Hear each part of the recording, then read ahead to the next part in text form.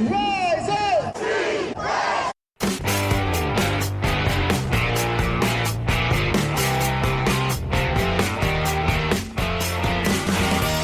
This is the Rise Up See Red podcast, all about the Arizona Cardinals and the NFL, featuring insider and outsider perspectives. Enjoy the best hour of Cardinals talk on the web.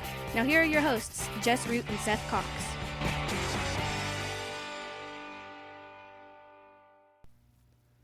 Hello, Arizona Cardinals fans, and welcome to the latest edition of the Rise Up See Red podcast. I'm your host, Jess Root from CardsWire.com, the USA Today NFL Wire site covering the Arizona Cardinals. My co-host is Seth Cox from RevengeOfTheBirds.com, the Arizona Cardinals site from the SB Nation family of sites. He is also one of the hosts of the original NFL Draft Breakdown podcast. And we are in episode 334, recording on a Tuesday night here on the holiday week. And my goodness, the Cardinals did it. They are 4-0 in the division. The Cardinals won. They're 9-2. They did Colt McCoy. Yeah, they have their bye week this week. Seth, how do you feel about this team? 9-2, entering the bye week, winning 2 out of 3 with Colt McCoy starting at quarterback. It's fun right now. We haven't had this much fun since 2014, and by this point in the year, we were worried because Carson Palmer had gone down. Yeah, and you look at it, this team just seems like a legitimate title contender. And that's all you can really ask for when you look at it from that perspective. Because you see that they have a defense that is the definition of bend but don't break, right? And then they have an offense that is able to make plays all over the field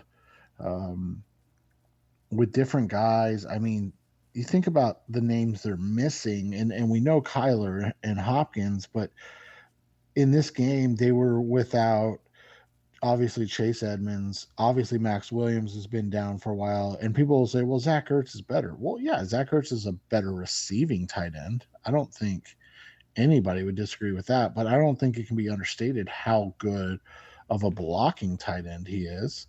And then you're missing Justin Pugh.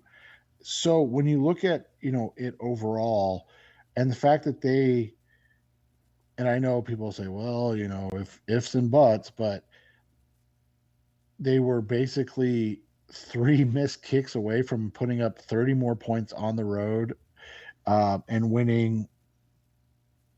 And they still won by 2 touchdowns.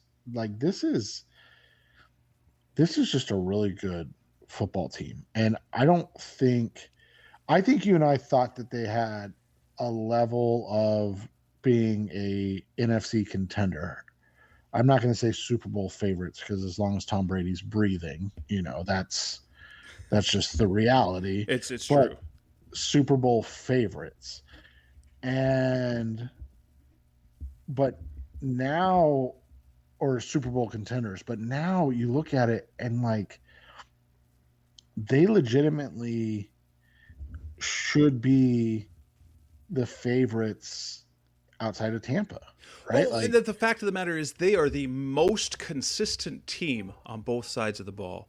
And I think they're the most complete team as well. Their offense is elite. Their defense is great, and aside from the hiccups that we look at the 2016 team. They had a top 5, a top 10 defense, top 10 offense, but their special teams was so bad that it undid everything. And when Matt Prater had those kicks missed, but it's just the fact that they're great on offense, they're great on defense, they're being coached very well this year, and there is a level of maturity about this team that we kind of haven't seen from Cardinals teams in the past. It's really refreshing. Yeah, and there's just the reality that they seem like they are an incredibly balanced team. They seem like a team that doesn't panic. I thought last week, obviously, we saw a little bit that what was his name? Colt McCoy panicked when they got down 14-0, right? And I think nothing says that more than that roll out to his right and then throw back to his left interception he threw, and everybody's like, all right, well, obviously he's thinking he's Kyler Murray now. And Colt even said it. He's like, hey, you know what? He's like, I know better. I shouldn't make that throw. He's like, I tried to do too much last week, and and granted, like, I don't think you get upset when a guy is trying to make a play, but in that sense, you have to understand when he has to understand the situation and his own limitations, and like you said, he didn't do that. And so to see them come back and just continue to play complete football on both sides of the ball, on all three sides, in all three phases of the game, it just gives you hope that this isn't a one-off, right? Like, that's the big thing now. And obviously we're going to just enjoy this year. But one of the things, the SB Nation Seattle Seahawks site, Field Goals, did a Q&A with me, and they asked, we were all wrong about, or not everybody, but, the Seahawks fans were all wrong about Cliff Kingsbury. Clearly he's a, legitimate coach. And I said, definitely right now he's a legitimate coach. But I mean, how many teams have we seen go from being the Falcons, who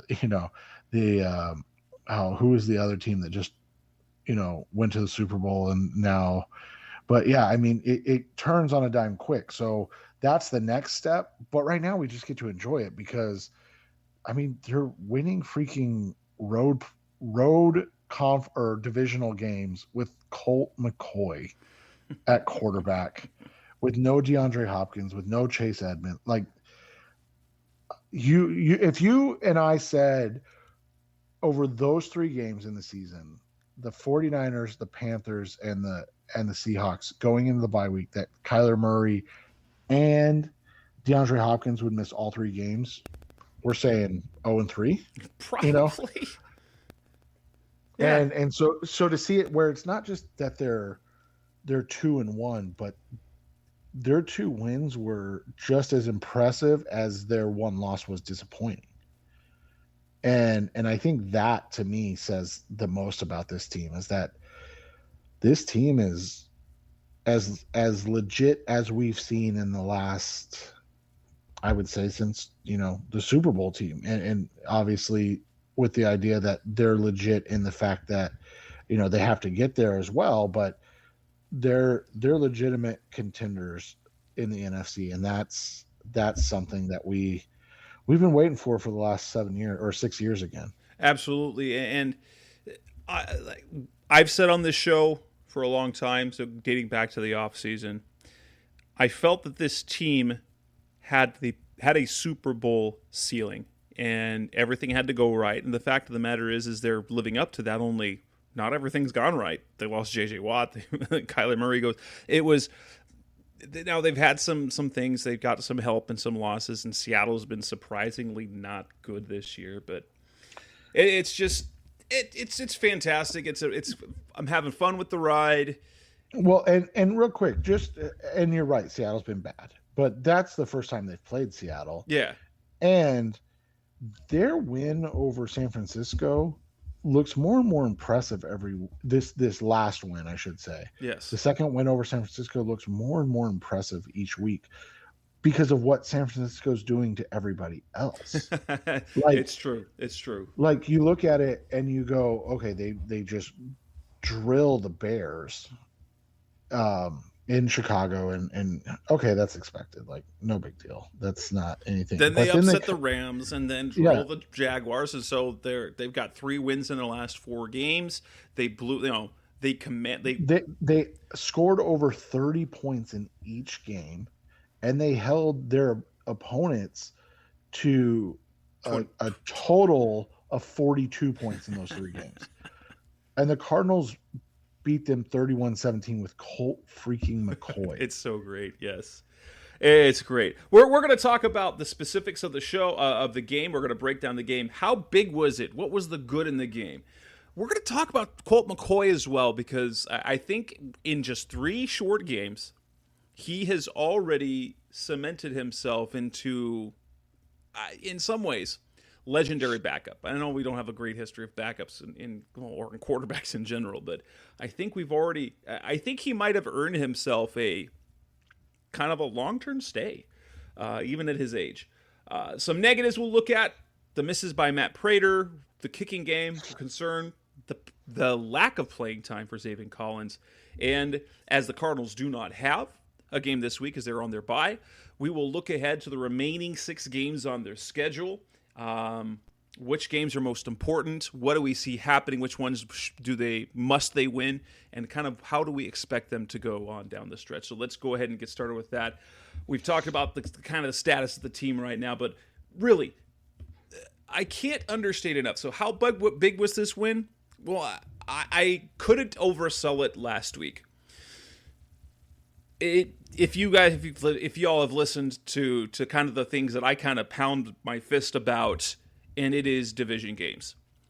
And the Cardinals have been bit in the butt many, many times, even in fairly successful years, because of how they end up playing in the division. They play in a tough division. But I say before the season, if you're going to be considered a wild card team, you have to win 3 division games. If you're going to have a chance at winning the division, you have to win 4 division games. And a perfect scenario is where you pick up at least 1 win against each team. And now the Cardinals have started off in their division out 6-0 on the road, 9-2 overall.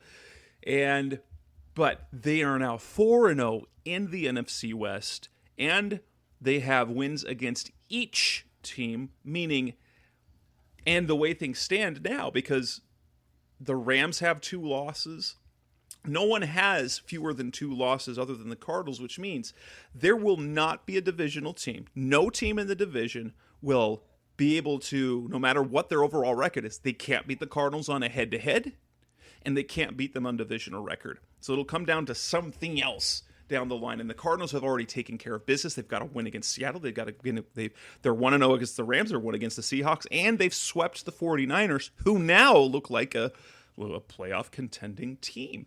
And I can't overstate just how important that is, that they are in control. They now control things. They control their own fate, and they've done really, really good about doing that this year.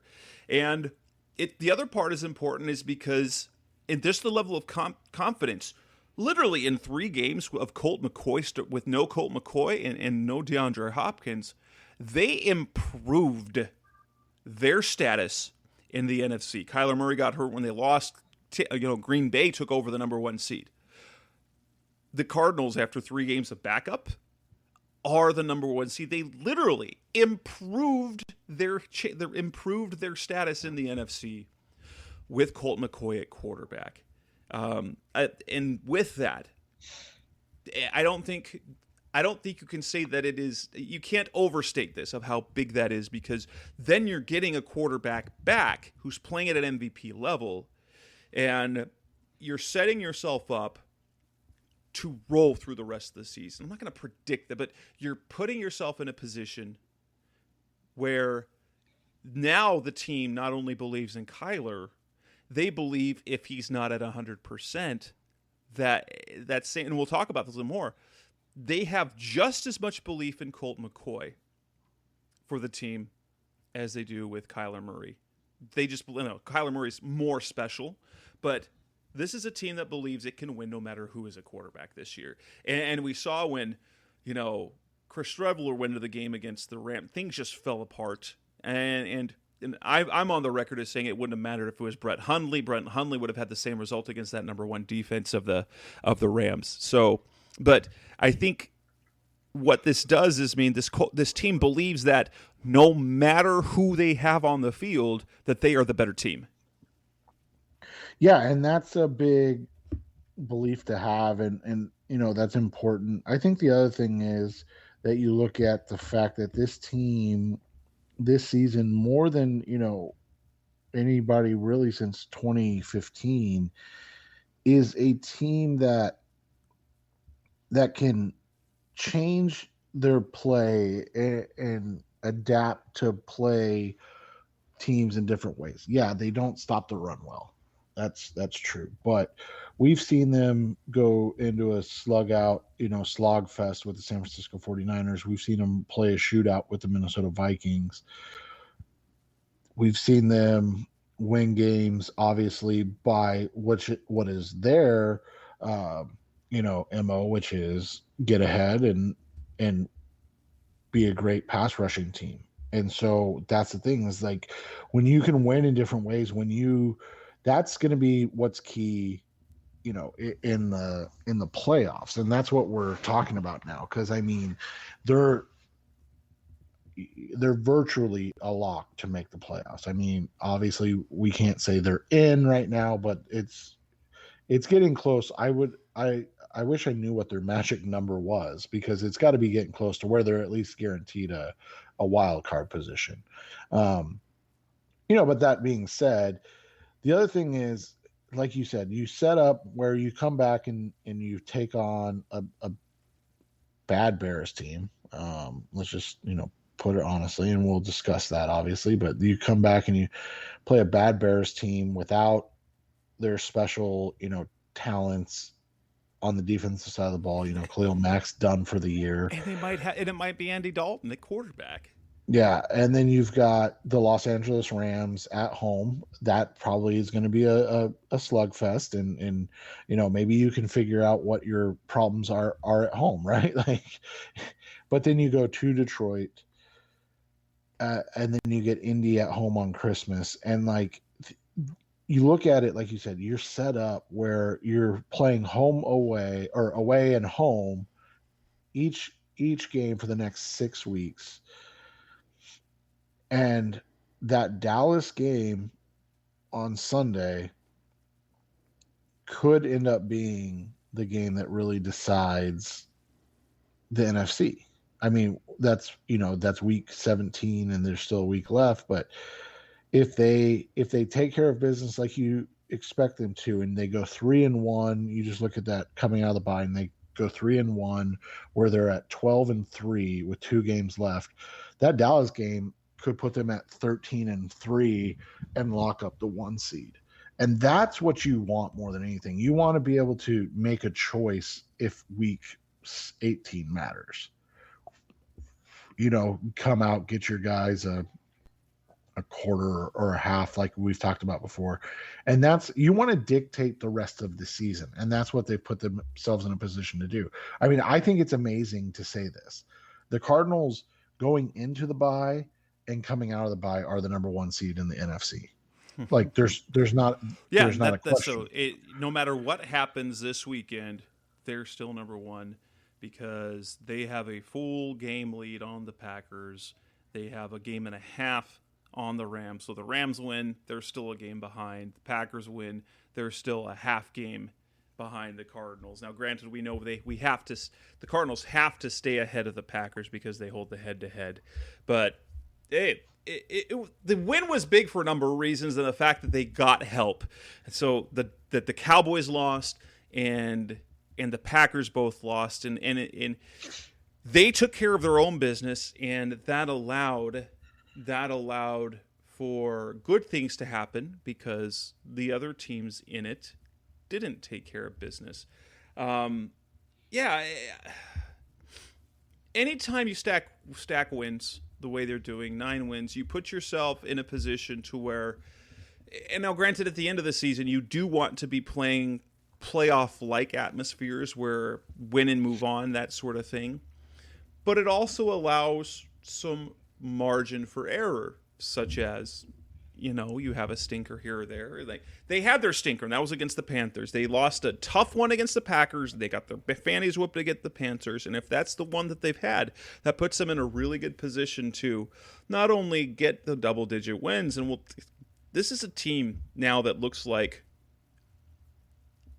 assuming the level of play continues and they get Hopkins and they get Murray back, it's just so big for a number of reasons because it feels like they can just get on a roll and quietly be the best team in the NFL because like a few games ago, so it was before while they were undefeated, we talked about this on the show how well there's no team that's better. And I think we've reached that status again. We had that the Cardinals, whether they're the best team, we can safely say that there isn't a better team. There is no better team than the Cardinals right now. There is no more consistent team than the Cardinals. We thought the Bills might be. The Bills are going through some problems. The Packers haven't, they're not perfect by any means, and then they lost another offensive lineman. They lost Aaron Jones. The Cowboys now have a couple of losses since they were kind of in control of things, and there's some questions about the offense. You've got the Rams definitely have questions, and the Bucks that just had 2 stinkers in a row before they took care of business against the Giants. And so the playoffs, obviously anything happens, but if you're looking at how things are going right now, the win is important because it really establishes themselves. They are the best team in the NFL right now. That no one is playing better on both sides of the ball.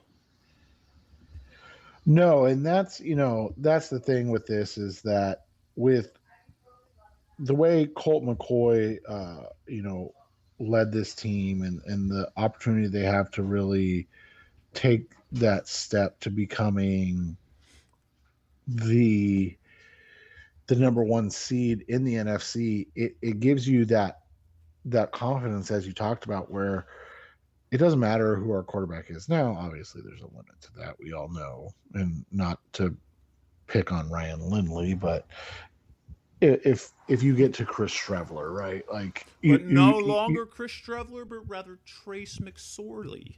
Yeah, but I mean, if you get to any third quarterback, of course, you're starting to feel a worry about your team. But to your point, like the play of Colt, obviously, and then the way that the team as a whole is playing, it gives you this almost, you don't want to say arrogance, but almost this air of swagger. belief. They've got some swagger.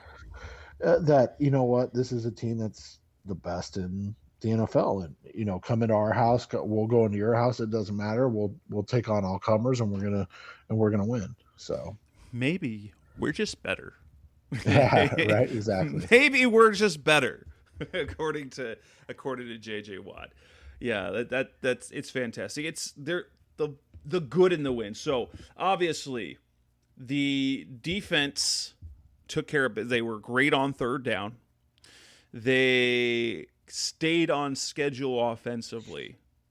And then just the fact that now McCoy was fortunate on that one overturned interception. It wasn't an interception, but it was a bad throw that should have been picked off. Colt really played mistake-free football. And that's what you want from your backup. And when you do that with the type of playmakers you have, and the type of defense that you have, it really is that. And then, they played offensively the way Seattle and San Francisco like to play offensively, which is just dominate, like stay on the field and take time off the clock, methodically move down the field. They didn't need flashy plays, really. Rondell Moore had 11 catches for 51 yards. They just kept moving the sticks and didn't make mistakes. And we've seen and we've seen from Cliff Kingsbury this year, we've always questioned how he's like his game management has gotten so much better at the end of halves, at the end of games. And when Seattle came within 3 points, what did they do? They just moved down the field, scored a touchdown, sealed the game. That's all. That's all they did. When it looked like Seattle maybe had kind of gotten on track. But honestly, everything's good right now. James Conner is controlling the ball. You're getting contributions from guys like Antoine Wesley. Zach Ertz is emerging. Chandler Jones appears to be back. Marcus Golden's continuing to look good. They're getting good play at all. Well, Zach Allen is extremely active, which we're finally seeing. He's, knock on wood, stayed healthy. And so there's so much good that you gotta love with what is happening right now with the Cardinals. Yeah, and I say the only weakness on this team and right now has been the inability to stop the run. But I was talking to people about this team, and one of the things that somebody brought up is they're built very similarly to those Peyton Manning Colts teams. When you think about it, they have an abundance of pass rushers and coverage guys, and so if a team gets ahead and they're playing from behind, it can be tough. It can be a slog, but for the most part, if they get out in front, it's go time for them. Oh, goodness. And it's great. That's what we've seen this year. We haven't seen another team when they get up be able to even mount a comeback at this point. No, not really. Like once they establish it, they steamroll them, because then the defense, which is very good at forcing turnovers, is doing just that. And they are a team that can come from behind, so they can play in the close games, but also just stomps on the throats of opponents. This is a team that, that 2015 team, they were notorious through the second half of the season. They would build a lead, nearly give it up, and then make plays down the stretch. This year's team so far isn't doing that. They are getting leads and just putting the teams away. Now, they might threaten, but the Cardinals never lose control of the game at all. Like, even, it got within 3 points. That San Francisco game, the 17-10 game, the Cardinals were never not in control. There was threats, but they were always in control. It was everything was on their side. And my goodness, it's just everything, aside from injuries, everything is going well in terms of football play for the Cardinals. Yeah, all the on-field stuff is going well, and that's what you want to see.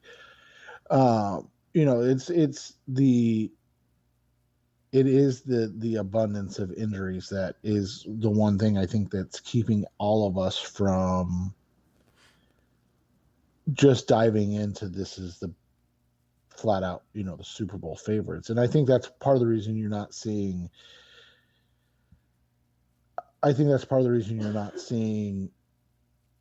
Vegas and the Sharps and those guys buying in quite yet, because they have dealt with a lot of injury issues, and the uncertainty around Kyler Murray was obviously a big thing with the Vegas lines as is. I mean, we talked about it. They started that week 2.5-point favorites, and by game time they were 5-point underdogs. and yeah, it's crazy to think that that's a real thing. But that's when you're talking about an MVP candidate, he's worth 7 points. I mean, he is worth a touchdown. And I mean, let's put in DeAndre, even though we pretty much knew Hop wasn't going to play. This is it's a team that it has one glaring flaw. Everybody knows who it is, and there's only been one team able to exploit it. Because remember, people like to point to the Packers game. The Packers didn't run the ball down the Cardinals' throats. They were the beneficiaries of 2 Rondale Moore mistakes, leading to 10 points and the difference in the game. Absolutely. Coming up next on the Rise Up C-Red podcast, the best of our Cardinals talk on the web, we're going to talk about Colt McCoy and where he's kind of cemented himself in terms of Cardinals lore, in terms of quarterback history. So we'll talk about Colt coming up next on Rise Up C-Red. This year, Turkey Day at MyBookie gives you plenty of reasons to be thankful, starting with a $250 risk-free bet this Thursday, Thanksgiving afternoon, when the Dallas Cowboys host the Las Vegas Raiders. We know y'all will be watching that game, Raiders-Cowboys, Thanksgiving. Cowboys are always on TV. Now you can put some money on the line without the risk. Bet the spread between the Raiders and the Cowboys on MyBookie, and when you win, you win. And if you don't, MyBookie will refund you up to $250. Simply put, you can't lose the bet. And that's what we like to say is no risk and all gravy. So before you get that wager in, set yourself up for success by doubling your first deposit when using the promo code CRED at MyBookie. That's promo code CRED to double your initial deposit all the way up to $1,000. So you don't need to break the wishbone to be the one to come out ahead.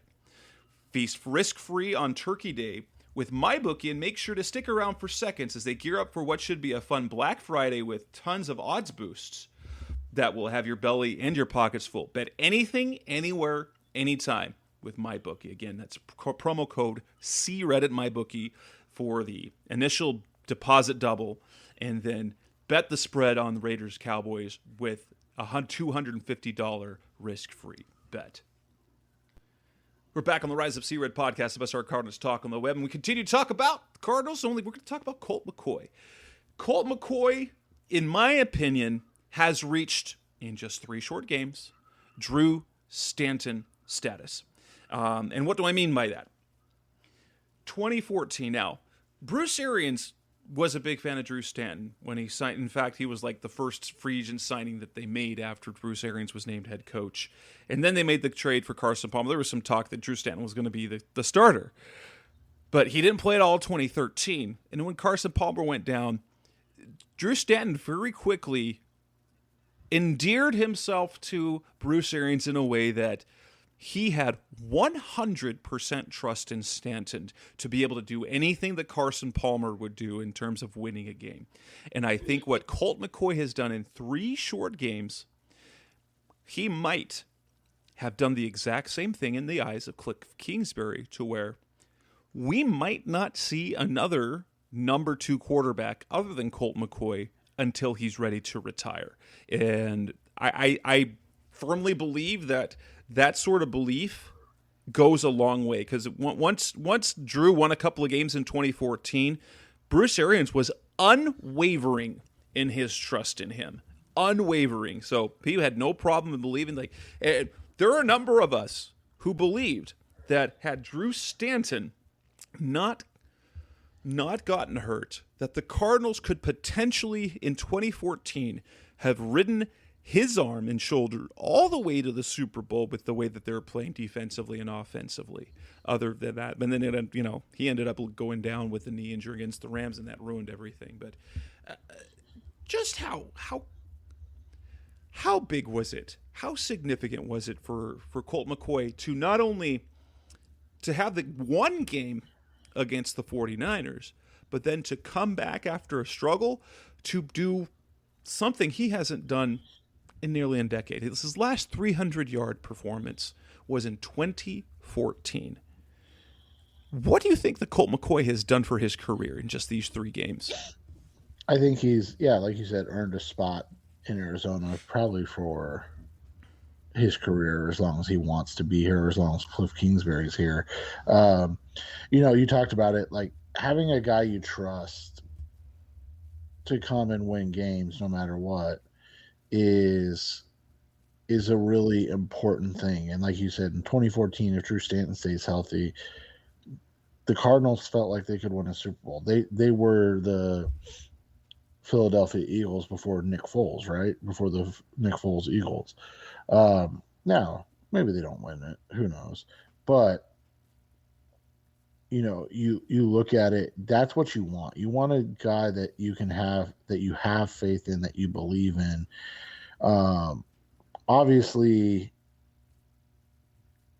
there are different levels of backups in the NFL. And like we said, Colt gives you the chance to win every weekend. And that's something that's really, really difficult to find in the NFL. And it's hard to have somebody that you trust to win every weekend. And obviously Kyler's the man, and there's nothing more to it. And maybe the difference is you feel like with Kyler Murray, you're the Super Bowl favorite, whereas with Colt, you're a team that can still compete, right, for a Super Yes, Bowl or absolutely. NFC Championship. So, but I mean, he's already made himself that legendary status of irreplaceable backup. And I know people think that's a silly term, but it's just a reality. Well, for a number of reasons, because it's hard to. So you have different types. So you've got has-been quarterbacks who used to be pretty good. Now, Colt McCoy, early in his career, now it was really unfortunate because he was a star in college. And were it not, like, the hype he had were it not for that shoulder injury at the end of that season, I think his NFL career would have started differently. Right. And it happened in the national championship game. Yes. So it wasn't like it happened and then he was able to rehab. Like, it literally happened in the national championship game. And I think what you're seeing like now is partially what he could have been. I'm not saying, we're talking about the type of levels of quarterbacks. You've got the Kevin Cobbs of the world. You've got all sorts of. He's the guy who could have been, an Andy Dalton type quarterback. Andy Dalton's play declined, and then he just couldn't elevate players. In a way, Colt even was able to elevate some. So he made smart decisions. He's got some juice to his arm. He's smart. He probably was a Baker Mayfield type of player. And I know he's Baker Mayfield before Baker Mayfield.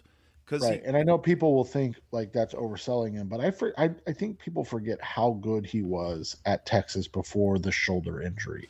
Absolutely. And he became a Chad Pennington level quarterback, right? Like, and Pennington was the same way. Pennington was a guy that was a very good quarterback in the NFL until his arm just basically became to the point where he couldn't throw the ball more than 15 yards down the field. Now, Colt's not that bad yet, obviously, but he's clearly, we joked about it, but I tweeted about it during the game. Like, there are throws that he makes during the game that make me physically laugh because I'm like, if this dude had never hurt his arm, because he still throws the ball at times like he's like, oh yeah, I can still make that throw. And you're like, dude, you haven't been able to make that throw for 12 years. He's 35 years old. That's the crazy thing. You got hurt 12 years ago. You can't make that throw. But yeah, I get it. Like, it's hard to remember that, and it's hard to overcome that. So, but yeah, he is just the ideal backup quarterback because he doesn't hurt you in many ways. Now, obviously, he's going to have games where he plays like he did against the Panthers. There's a reason he's not a starter in the NFL, but he's going to give you more good than bad most of the time. The difference is, and I'll say this, obviously, there's a difference in physical ability between he and Kyler Murray. Absolutely. What it comes down to is that Colt was about 10 years too early in the NFL. He comes out of college. He comes out of his college career in 2018, 2019, 2020. He's going to be a star in the NFL. Well, and the other thing is this, like, what people forget is that all of these guys that play in the NFL, even the Ryan Lindleys, have skill. The question is how long it takes another team to figure out that skill. And then the other thing is how often they can repeat that skill. Colt's issue is obviously that he can't he has more down games than you would like in a starter. So, when you look at Kyler versus versus him, that's what you see, right? That you see that Kyler's has a bad game every 7 or 8 games, whereas Colt might have one every 3 games. But that's okay because you're talking about a backup where hopefully you don't need him more than 3 games in a season. So if you get one bad game out of 3 games, then that's great. If he could do better, he'd be a starter. and I think, well, and I think it was important as well. The Cardinals kind of knew, and maybe it was Kyler Murray, the type of player he is, the type of talent he is. With Colt McCoy, Colt came in already with Kyler's respect. Kyler is one of those it's hard to earn his respect early on because he's not just going to give it to you right away because he knows he's the man. And we've seen guys like that. And so a Brett Hundley, a Chris Streveler, they're great teammates, but, Kyler, in a situation where you've got those guys behind him, is going to play. And they brought in a guy who was a legend. Kyler grew up literally watching Colt McCoy in the state of Texas do amazing things. And I think what this does as well, in addition to what he does in the locker room as a mentor and everything, Colt McCoy was quick to say, I can still play.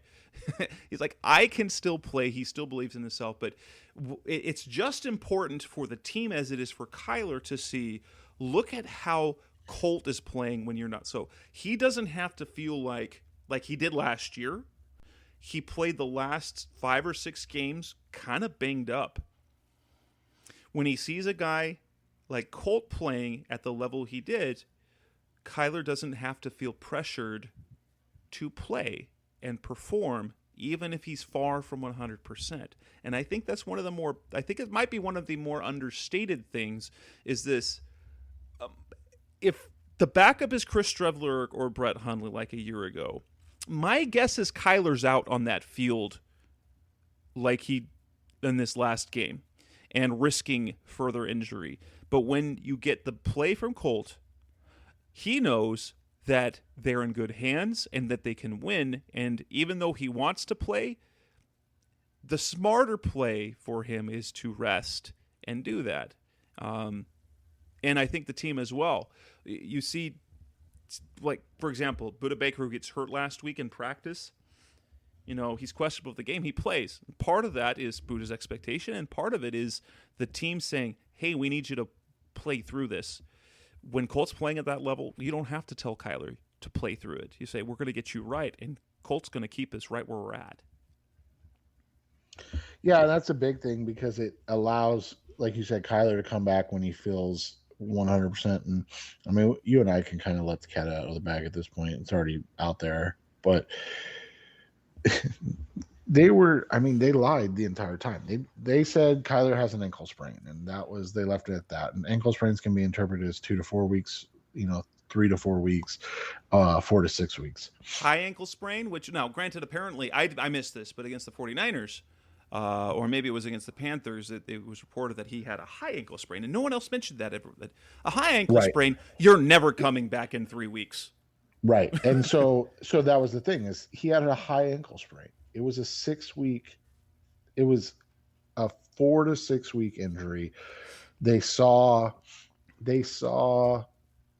what they saw out of Colt against the 49ers made them go, this is a 6 week injury. And not because Kyler needed 6 weeks, but because they knew they could go 38 days between games and allow him to get as much, treatment and then practice time without being hurried back as they needed. And then they could still, have some gamesmanship with it. Yeah, to give some context, a high ankle sprain is what cost Jalen Thompson basically his entire season. He missed a ton of time, came back, re-aggravated it, and missed some more time. Jimmy Garoppolo last year tried to play through a high ankle sprain, was lost half the season as a result. And so he tried to play through it. So Kyler, who moves around, that's a big part of his game. now being able to come back after the bye, and it almost feels like a sure thing now. I think he made good progress and probably could have played, but he didn't have to. And I know he wanted to play, but the team was saying, "No, Colt's playing in the life, so we're gonna hold you out one more game." And that's frustrating as a fan. It's frustrating as a reporter, but hey, it's worked out really, really nice. Yeah, and it has, and that's what you like, and so that's where, that's where we're at now. Colt McCoy's a guy you can trust. He's a guy that the team trusts, that Kyler trusts, and it creates this entire. It creates this ability to really just kind of focus on getting Kyler healthy and ready to go, and 38 days in between games. That's 5 weeks plus time, and remember, he's been rehabbing and out there at practice, moving around and doing things. So I would guess if it was the playoffs, he would have played. Yeah, I agree.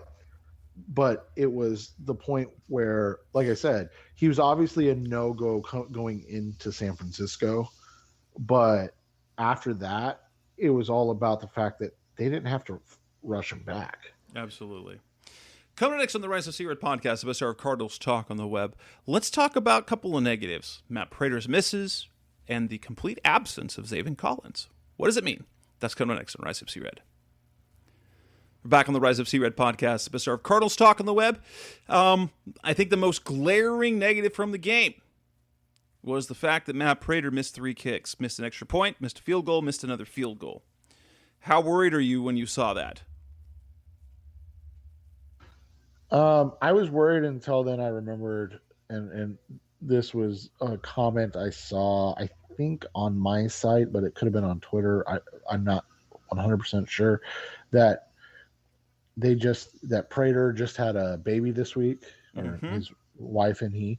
So let's be honest. I mean, you and I've got 5 kids each. We've been the dad after the week of the birth of a child, and we know how exhausting that is. So there's that factor.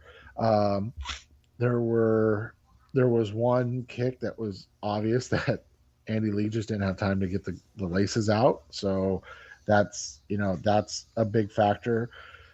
And then you said you thought you noticed one of the snaps. It was the extra point. Bad. Andy Yeah, the snap came to the side, so he had to go to his right to get it instead of it being right there to set it down. He had to pull it around.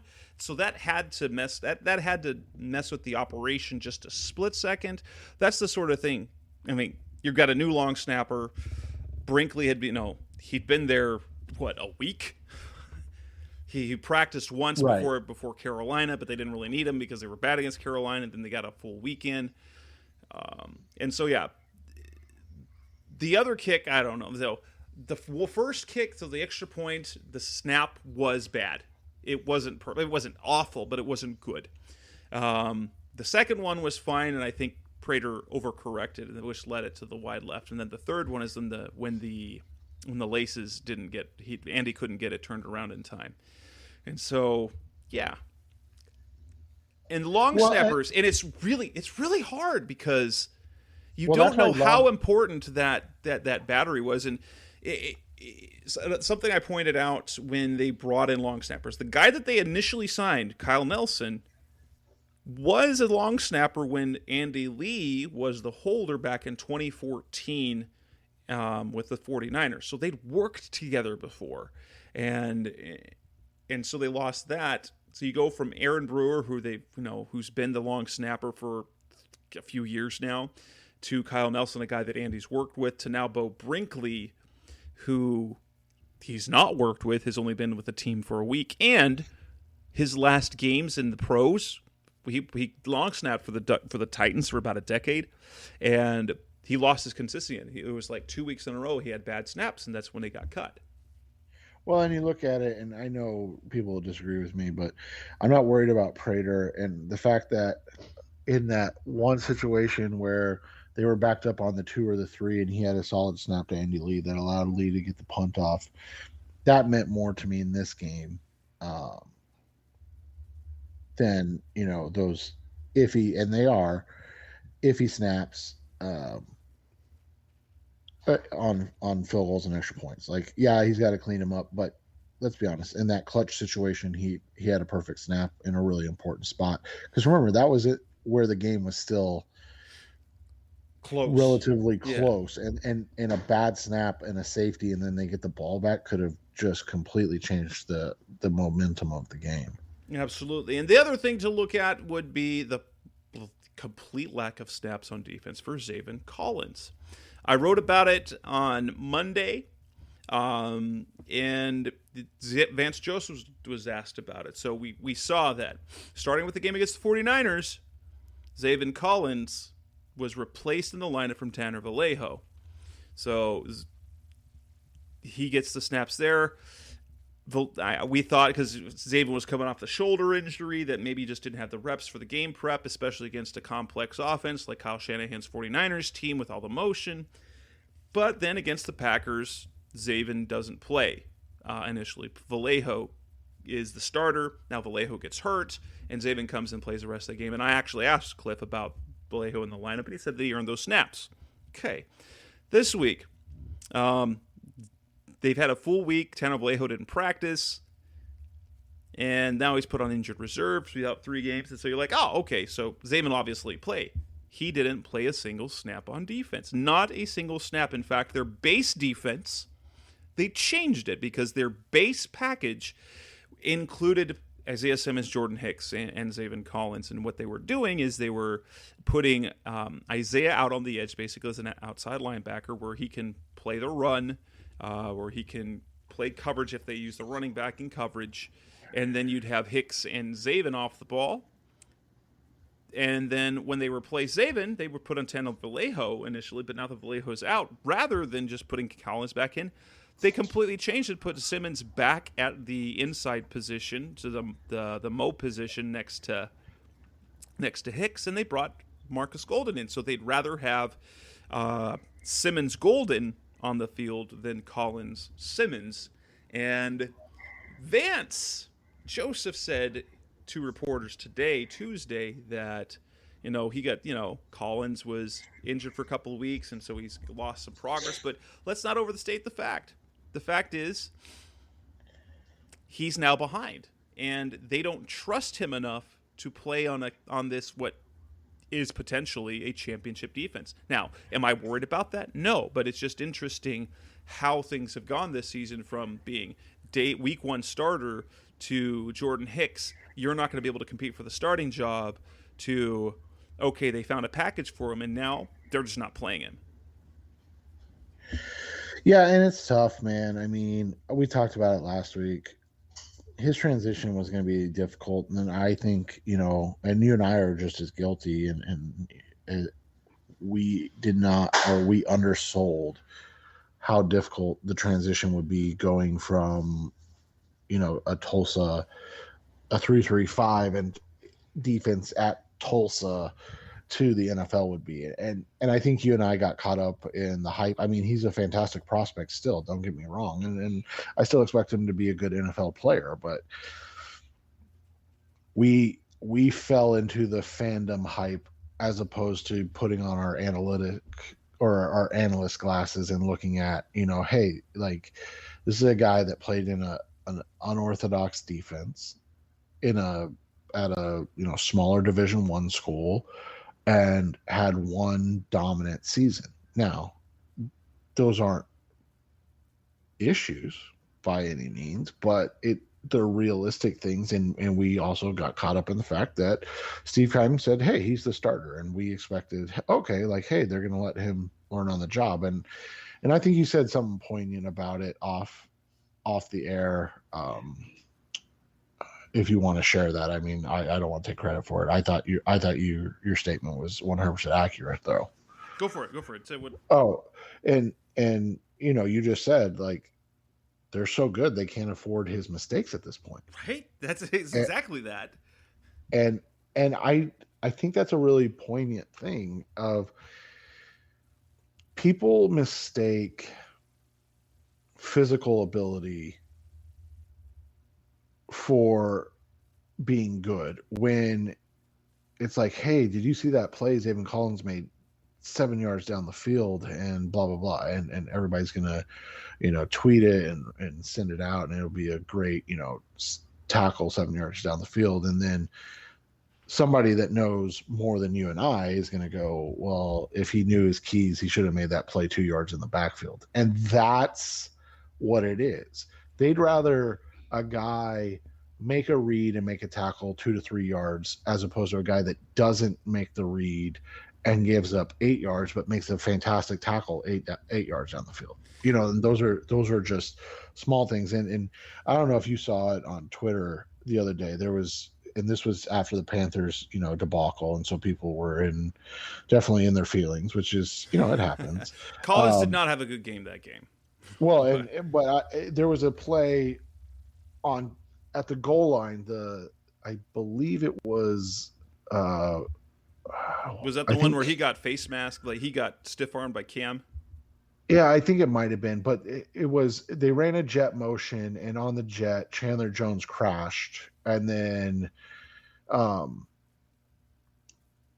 and somebody tweeted out, "What is Chandler Jones doing on this play?" And quite frankly, that from the lay person's eyes, you're saying, yeah, what is Chandler Jones doing on this play? And so I talked to a couple of my friends that are defense coordinators in high school and stuff like that, and they said that's an automatic reaction. It's called a shake defense, and what they do is the edge the contain guy crashes on the jet motion to take that out of the equation, and then you're playing 2-on-2 with the running back and quarterback with the linebacker and corner. The linebacker didn't make his read. I think it was Zaven, it might have been Jordan, and then Byron got caught inside. So literally the only person that did the job correctly was Chandler Jones, and the person's asking, what is Chandler Jones doing on this play? Like, he made a mistake, blah, blah, blah. And it's like, look, at the end of the day, there are a lot of smart football people out there, like a lot of them. And I'll tell you this, most of them would sit in a film room, a film session with the NFL, with college or NFL people, and their mind would be blown on the things that they thought they knew, the complexity with which that those plays are run. And so that's what I'm saying. Like, we see these things and we see Zaven play well, or what we think is well, or we read, Pro Football Focus saying that he's the second or third best linebacker. and that's the thing. That's the thing with the Pro Football Focus grades is that, well, one, the Cardinals were using him in very specific scenarios for him to succeed. And so just because he's having a respectable Pro Football Focus grade does not mean that he's ready for an expanded role. It means that in that role, he was appearing to do well. Correct. And so, when you look at it, he just mentally may not be there yet. And I mean, realistically, we know now mentally he's not there yet. But overall, I think, again, you can only complain about it if they're losing. Yep. And that's exactly it. So he's just not there yet. We saw there's the one thing that's a little concerning to keep your mind you kind of keep it in the back of your mind. Last year, Isaiah Simmons saw his role increase as the season progressed.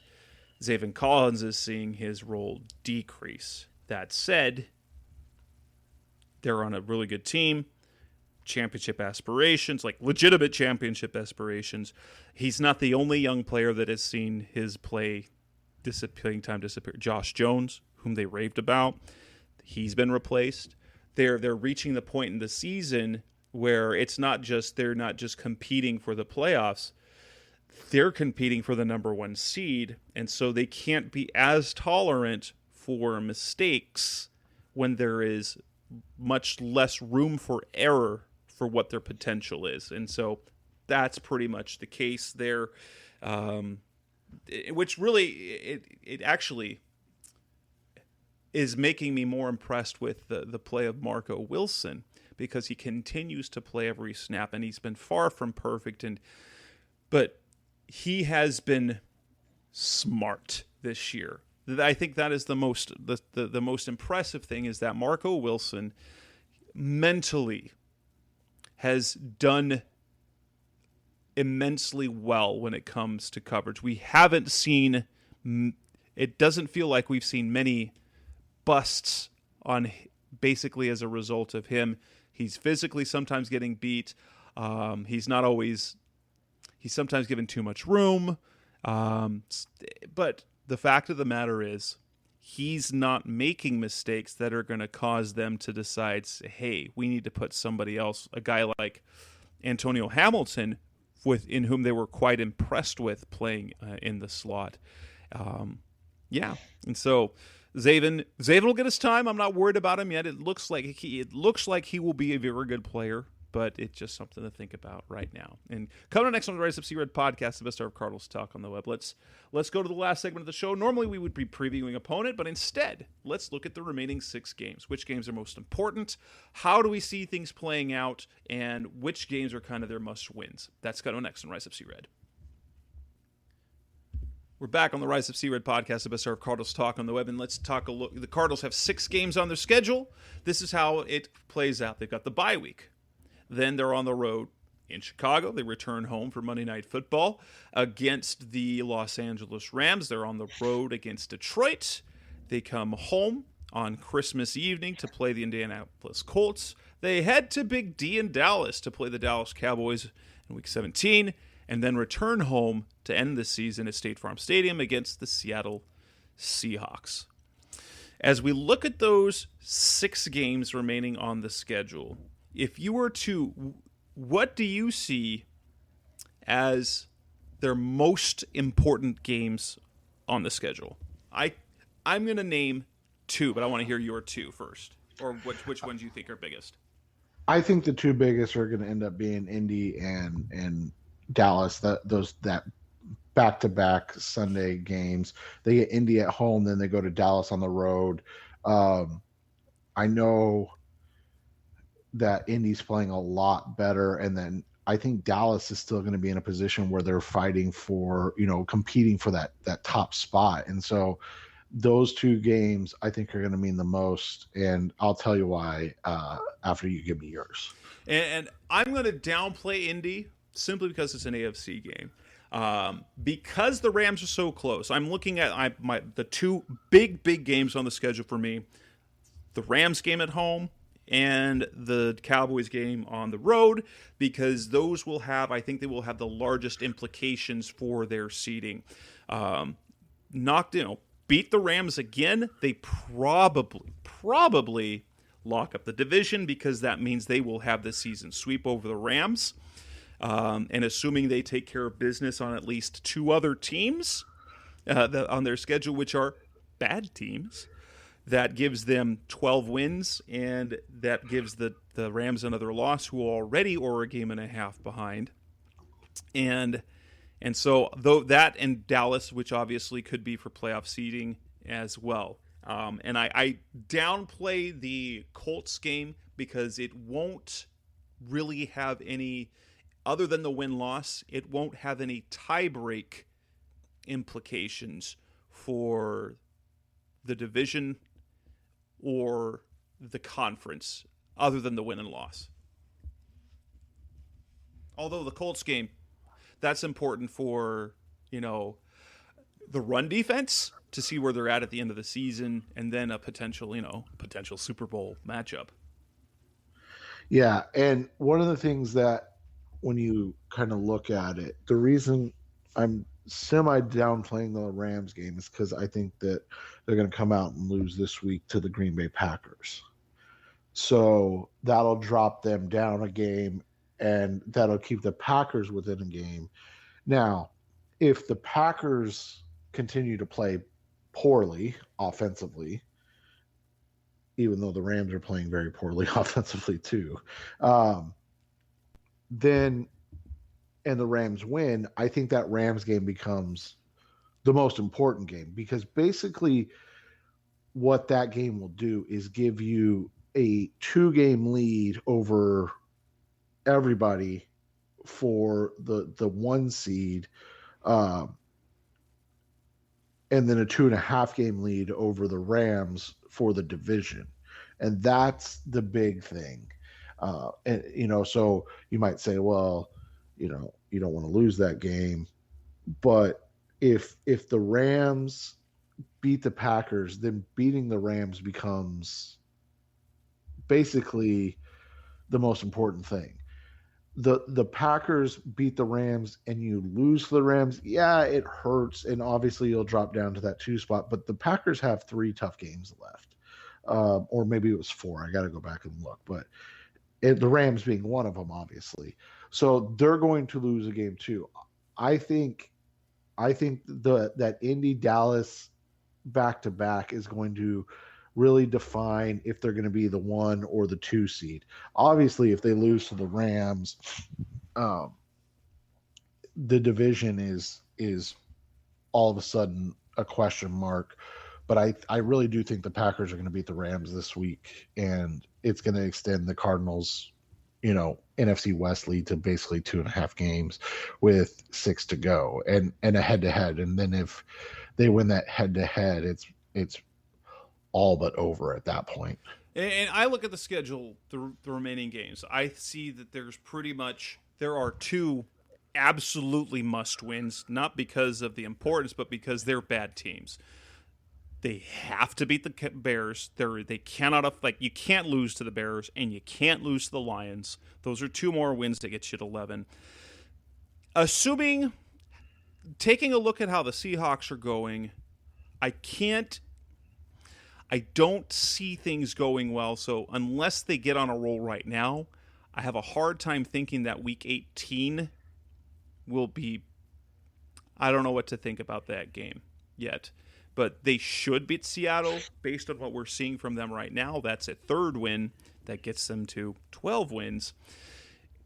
And then they need to, in my opinion, they should go, if we think they're what they are, they need to go 4-1 in their next 5 games. Now, obviously, if they've got 4 wins in the next 5 games, they got 13.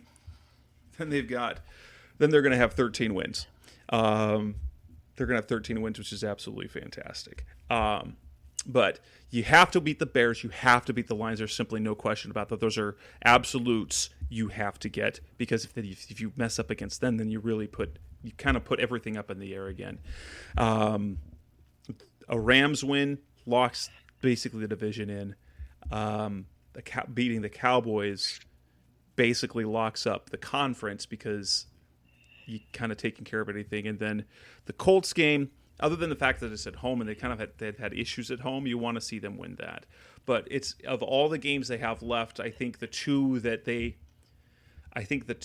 end up having the least amount of consequence to losing is Indy and Seattle. And simply Seattle, because I think things will be wrapped up by then, and I think Seattle is going to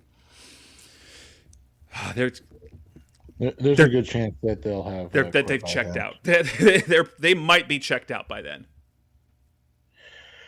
Yeah, and it'll be interesting to see. I mean, the other option is that week 17 or week 18, I guess this year, matters, and then you get a drumming that got a similar drumming to what got Ken Wisenhunt fired, right? Yeah.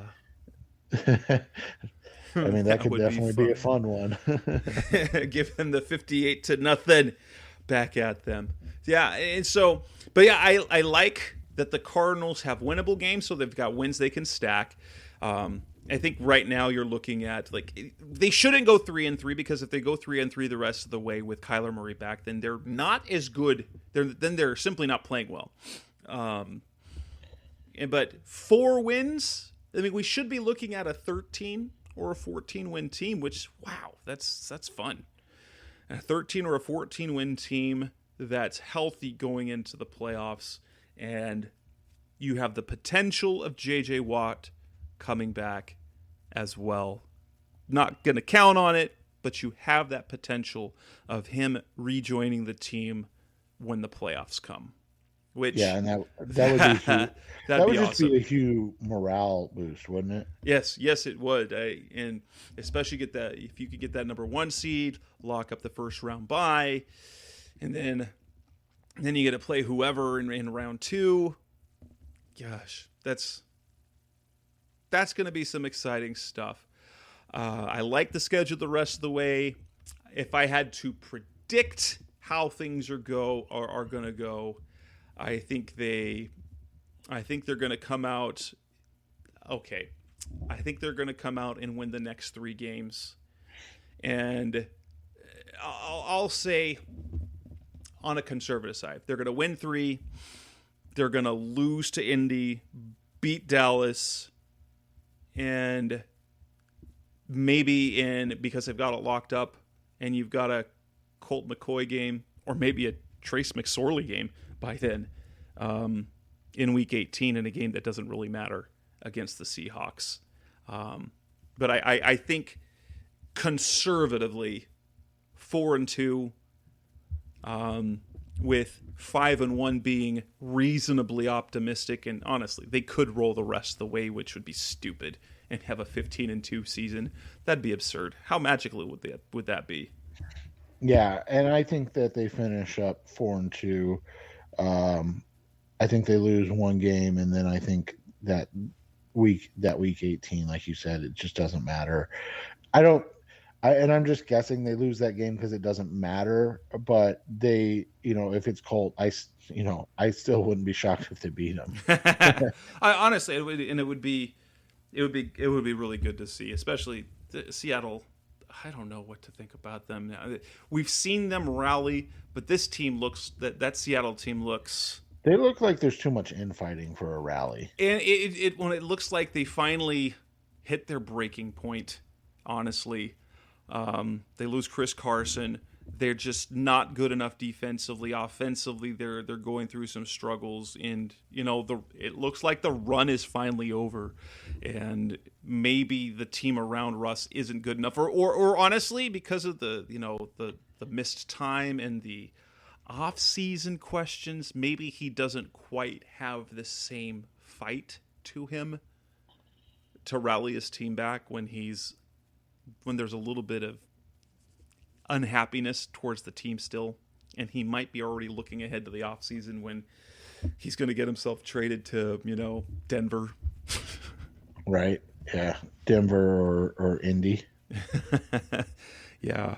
Awesome. So anything else worth talking about before we wrap up the show? And then next week when we come back, we can look ahead, maybe talk about, it depends on what we're like. We'll have other things to talk about otherwise, in addition to previewing the game against the Bears.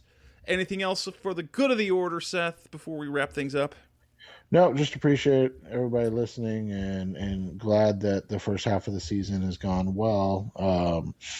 We're excited for the second half of the season, or I guess the last 6 games of the season, and to keep you entertained and informed. Everyone stay safe this holiday weekend. If you're listening to it before or after the big turkey game, Turkey Day, Thanksgiving Day, make sure you guys stay safe, stay happy. We're grateful for you guys as listeners. We're grateful for the Cardinals as a team. We're grateful to have the NFL to talk about. And with that, we'll wrap up this edition, episode 334. That's Seth Cox. I'm Jess Root. We'll be back again next week. Thanks for listening. Thanks for listening to the latest edition of the Rise Up, See Red podcast. Listen to previous episodes and subscribe to the show on Apple Podcasts, Stitcher Radio, Audioboom, or many other podcast platforms so shows are delivered directly to your mobile device. Please give the show a 5-star rating and always support the sponsors who support the show. We'll be back soon for the best hour of Cardinals talk on the web. Rise up, Red Sea, be red, see red, and of course, Rise up, see red.